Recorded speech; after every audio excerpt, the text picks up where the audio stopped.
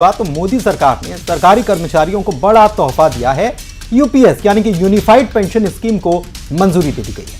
पहले से चली आ रही एनपीएस यानी नेशनल पेंशन स्कीम के मुकाबले यूपीएस में सरकारी कर्मचारियों को काफी फायदा है।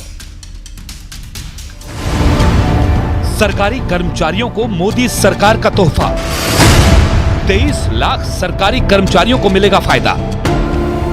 शनिवार को मोदी सरकार ने कैबिनेट बैठक में 3 बड़े फैसलों पर मुहर लगाई, जिसमें यूपीएस यानी यूनिफाइड पेंशन स्कीम को भी मंजूरी दे दी गई। इससे पहले एनपीएस में बदलाव की मांग पर डॉक्टर सोमनाथ कमेटी ने अपनी रिपोर्ट दी थी और सरकार ने कर्मचारियों की मांग को ध्यान में रखते हुए एनपीएस में बदलाव का फैसला किया।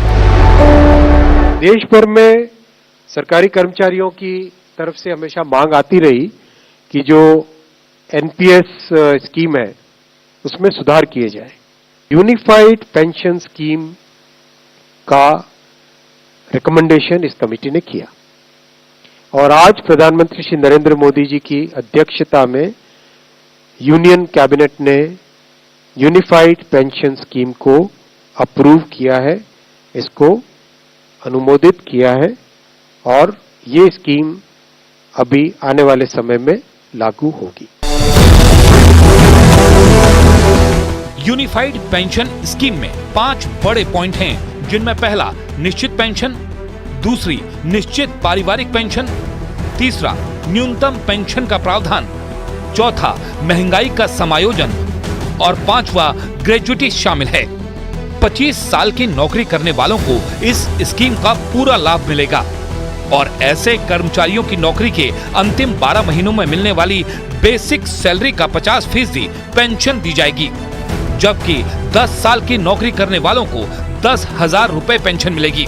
इसके अलावा किसी भी कर्मचारी का निधन होने पर पेंशन के कुल रकम का 60% हिस्सा परिवार को मिलेगा। इस पेंशन पर सरकारी कर्मचारियों को महंगाई राहत यानी डीआर के आधार पर इन्फ्लेशन इंडेक्सेशन भी मिलेगा।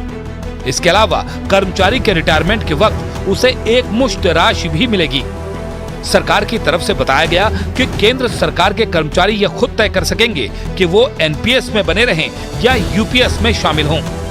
यह योजना उन सभी पर भी लागू होगी जो 2004 के बाद एनपीएस के तहत रिटायर हो चुके हैं। हालांकि यूनिफाइड पेंशन स्कीम 1 अप्रैल 2025 से लागू होगी, लेकिन 2004 से लेकर 31 मार्च 2025 तक एनपीएस के तहत रिटायर हो चुके सभी कर्मचारी भी इस योजना का फायदा ले सकेंगे। उन्हें पिछले पेंशन भुगतानों के समायोजन के बाद इस योजना का लाभ मिलेगा।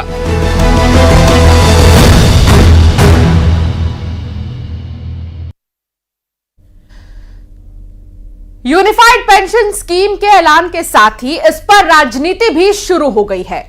एक तरफ बीजेपी नेताओं ने इस फैसले को कर्मचारियों के हित में बताया, तो विपक्षी दलों के नेताओं ने इसे एनपीएस से भी खराब बता दिया। ये देश के जितने सरकारी कर्मचारी हैं उनके लिए बहुत ही खुशी की बात है कि जो भी सरकारी कर्मचारी की जब नौकरी खत्म हो रही होगी या जब वो छोड़ रहे होंगे तो उसके 1 साल पहले जो उनका वेतन होगा उसका 50% उनको पेंशन के रूप में मिलेगा। और ये देश के कर्मचारियों के साथ एक बहुत बड़ा धोखा है और इस पेंशन स्कीम से आपने देश के अर्धसैनिक बलों को निकालकर बाहर कर दिया। वो इस दायरे में नहीं आएंगे। देश के पैरामिलिट्री फोर्सेस इस दायरे में नहीं आएंगे क्योंकि उनकी 25 साल की सर्विस होती ही नहीं। तो जब उनकी 25 साल की नौकरी होगी तभी आप यूनिफाइड पेंशन स्कीम का लाभ उनको देंगे, वरना 10,000 रुपए की पेंशन उनको मिलेगी।